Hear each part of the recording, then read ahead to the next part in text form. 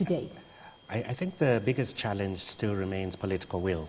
Now, the way we used to try to solve political will was by telling government, you've got to do this, you've got to do this, telling KCC, you've got to do this, when actually the more fundamental problem is that it's the political structure that is actually corrupt.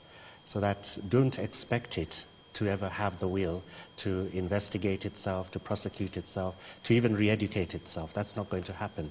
What he is talking about is very important.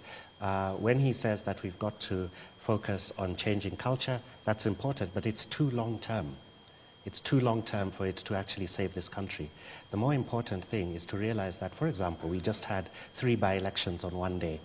By all accounts, all 3 involved bribery by candidates or by political parties, which was done with impunity. By all accounts, we had observers, election observers on the ground. They published reports, but to what end? Does it nullify the result? No.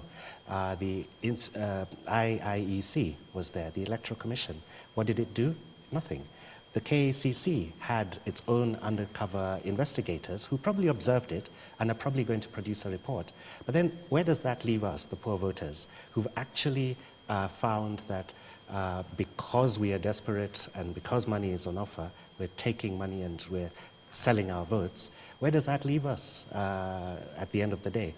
We're forgetting that, in fact, it is most urgent to deal with the change of the rules of the game for elections, for how we select people to be the political class, so that they can have cleaner people with the will to actually deal with the dirty. And by the way, last thing, Beatrice, is that in a population of 40 million, I don't think there's 1 million corrupt people in Kenya.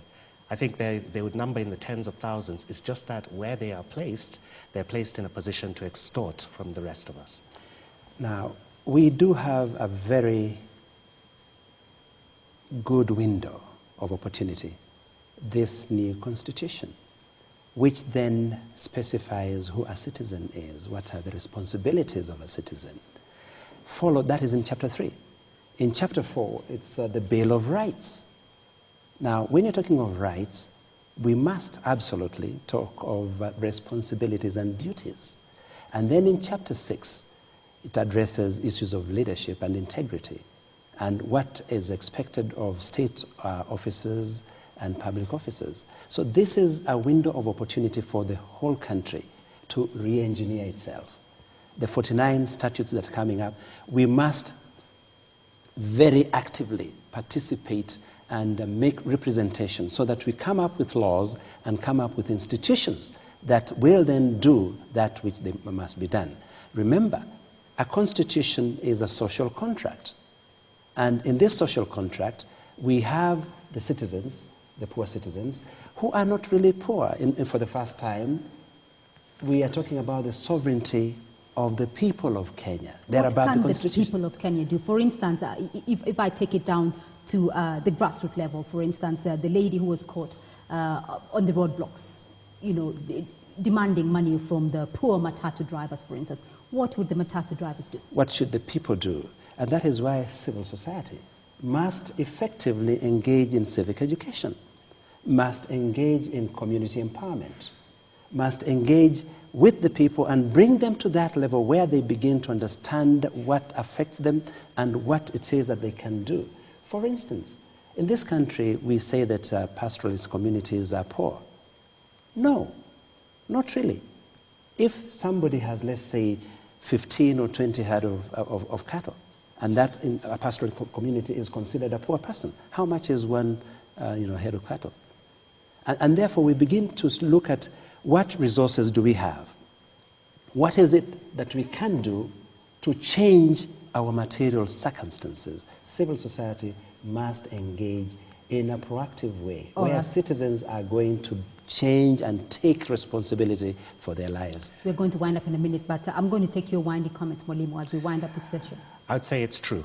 Everybody has their own responsibility, but it's far more important that the duty bearers, that is our public officers, actually recognize that they have the highest responsibility because they're actually qualified and they're legally empowered to do what it is. Delegated authority.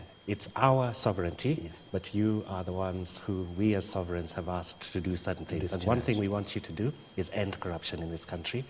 Do your bit, we'll do ours, that's for sure. All right, Dr. Akidiva, as we wind up this session, and your pledge from the KACC. With us, we will discharge our duties, our functions according to the mandate without any fear. One of our core values is courage.